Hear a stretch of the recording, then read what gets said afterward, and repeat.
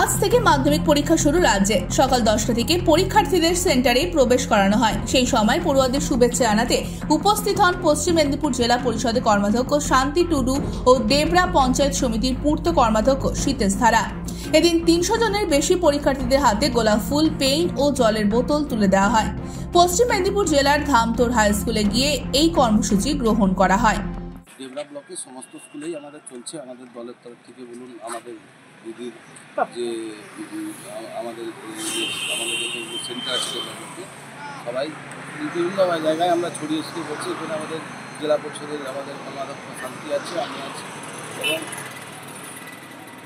এই মুহূর্তে আমরা ধামতোর স্কুলে এসেছি।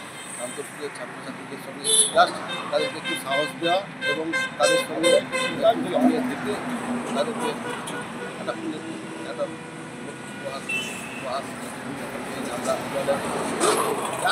একটু মানসিকতার একটু উৎসাহ দান করা, যাতে ভালো রেজাল্ট করে। দেবরা অন্তত ভালো, সবসময় আমরা ভালো রেজাল্ট করে দেবরা, মাধ্যমিক বলুন, উচ্চ মাধ্যমিক ব্লকের সমস্ত ছাত্রছাত্রীরা।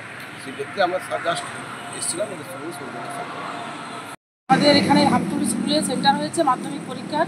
সেখানে যারা যেসব ছাত্রছাত্রীরা পরীক্ষা দিতে এসছে, তাদের জীবনের সবথেকে বড় প্রথম পরীক্ষা, সেই পরীক্ষা যাতে ভালো হয় তার জন্য আমাদের শুভেচ্ছা জানালাম, ফুল দিয়ে তাদেরকে শুভেচ্ছা জানানো হলো। আজকে ধামতোর স্কুলে 388 জন পরীক্ষার্থী পরীক্ষা দিচ্ছে।